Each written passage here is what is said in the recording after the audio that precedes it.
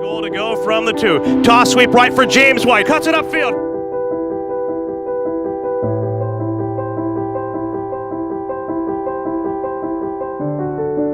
Driving forward. Diving to the goal line. A touchdown. And a title for the Patriots. I can't believe it. I can't believe it.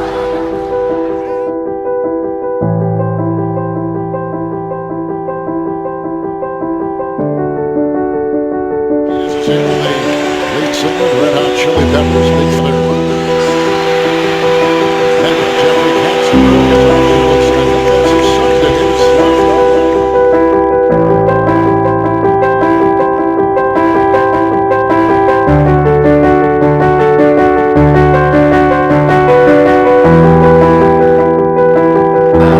The 70-second hole to walk up with the players, and you have to walk through a lot of the gallery.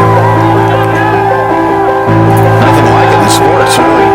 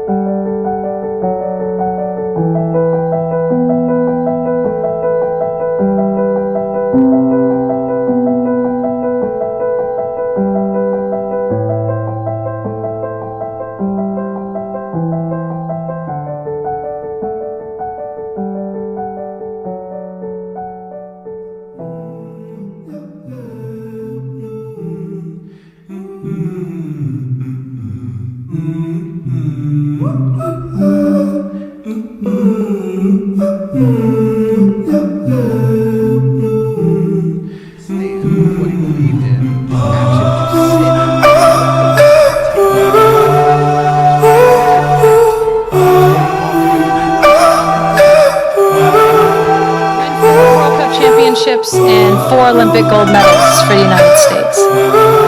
And despite those wins, I've been devalued, I've been disrespected, and dismissed because I am a woman. And I've been told that I don't deserve any more and less because I am a woman. You see, despite all the wins, I'm still paid less than men who do the same job that I do. For each trophy, of which there are many, and for each win, for each tie, and for each time that we play, it's less. This is what happens when you attempt to leave high school a year early to join the NBA. And it's always unwise to seek political advice from someone who gets paid $100 million a year to bounce a ball. So keep the political commentary to yourself, or as someone once said, shut up and dribble. Your off season is so short. Why did you choose to dedicate your time to doing this tour and going around the world?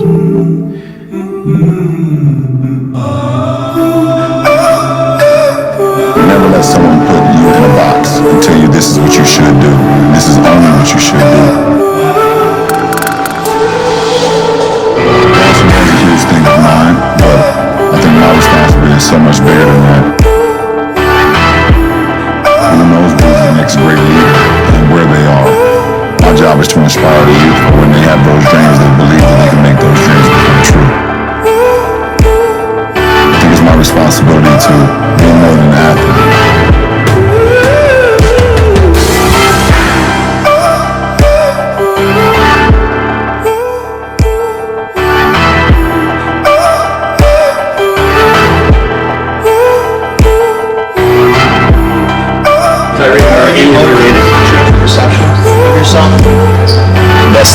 that's another root of human struggle, worrying about other people's perceptions about who you are.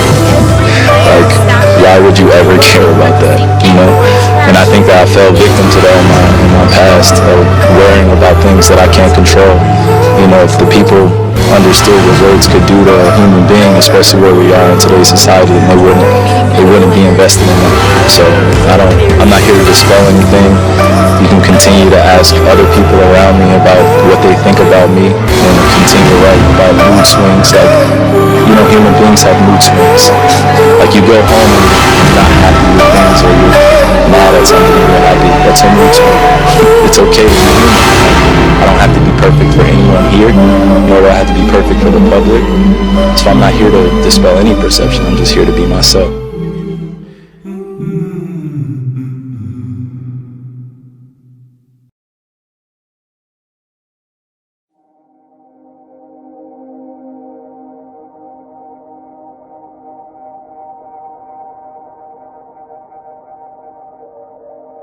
My name is Prince Maguna, and for as long as I can remember, most people that knew me pretty much knew that I was an athlete.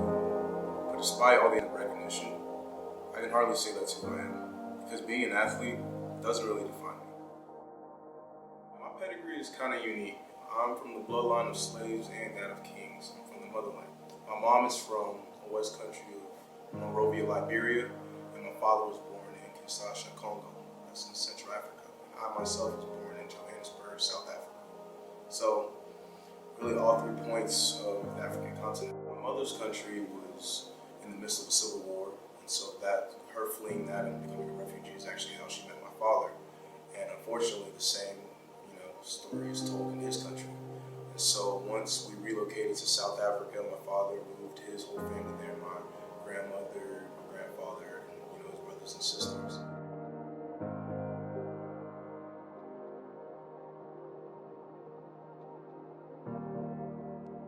I don't really remember anything from Johannesburg, but from what my mom told me, she said it was a lot better living than where they were coming from. But it wasn't all that great because there was still a lot of racism they had to fight.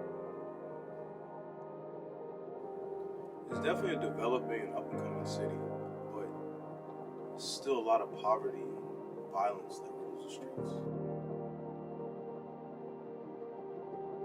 The next step in our lives was for him to come stateside and try to find work until he could save up and bring me and my mother over. Well, that did happen when I was about 2, and so we found the connection of my aunt staying in Philadelphia, and we decided that, well, not me because I was a baby at the time, but they decided that it was in our best interest for me to come. And at that point, I was staying with extended family on my mother's side, my 3 cousins, all boys, and my grandmother. So definitely a multi-generational home, and that's really what my family is, and a lot of immigrant families share that experience. But from then on, at about the age of 9, I moved down to Georgia. So we were near Atlanta, Georgia, staying in the Gwinnett area for a while. And then going into middle school, I moved out to the burbs, really the country, Loganville, Georgia. And that's where I currently live. So we got to the point where we were in school, and amongst kids our own age, we kind of saw where their interests lie and what we were being introduced to. Football definitely took us over for sure. And just being around that crowd of guys that shared that interest, and then as you continue to watch it and experience it yourself, it's infectious at that point. So really, I believe I was the first one out of my cousins to actually start playing. And once it got to that point, my younger cousins seeing me play, they wanted to follow suit. My brother as well. And if anybody knows anything about organized team sports, it's definitely a family commitment. So every practice, one of my family members are driving us and shuttling us back and forth from those practices. And so little by little, my family got more involved, and my aunt's side got more involved, and they began to watch the games on Saturdays.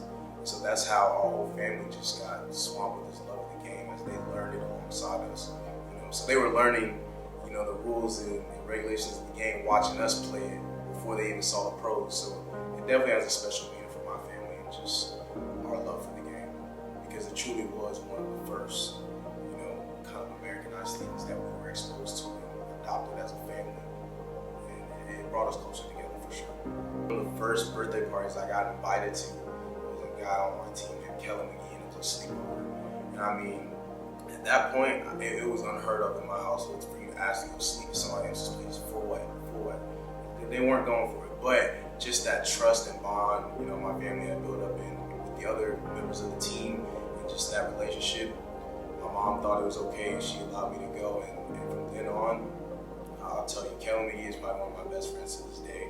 And it all started, you know, just being his teammate and getting invited to a birthday party. But beside that, there have been so many relationships that I've built through football and with my teammates and just coaches and the personnel attached to the game as well. Just being, you know, around so many exceptional character men and young men, you know, it really just breeds excellence. And beyond the physicality and athleticism of the sport, it's really, really drilled upon us that, you know, our coaches and the guys looking out for us on the other side of things really want to develop us as young men.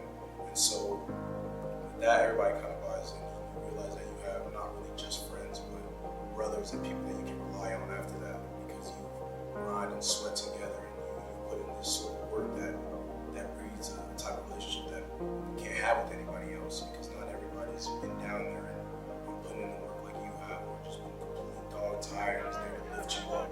And it's in those moments that you really find those friendships and those relationships that you can sustain in other areas of your life. Honestly, football wasn't even my first love. Before I started playing football, soccer. You know, growing up in a West African household, a bunch of cousins around, that was definitely the sport of choice. Anything could be turned into a goal post, and if you got a ball, you're ready to go. So I was heavy on soccer.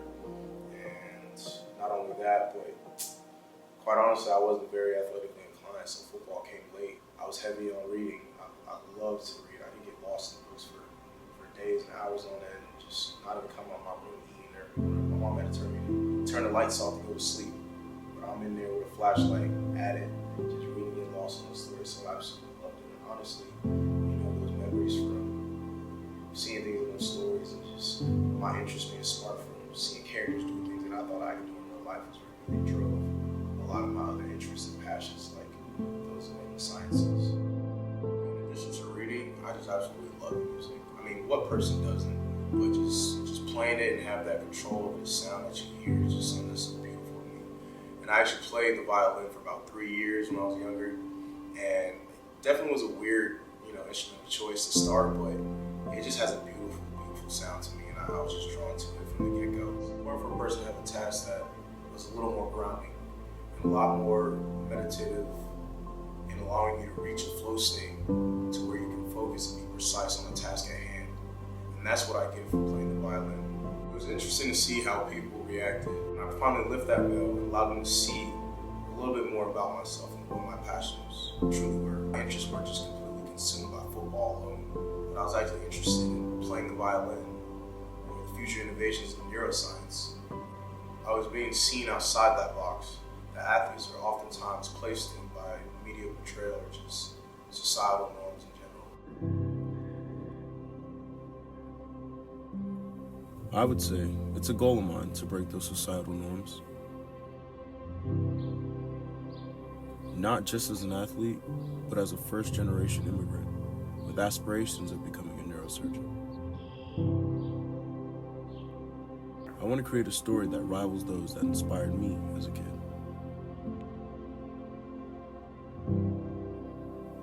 So in the meantime, I'll be hard at work in more places than just between the lines. And that's my story so far.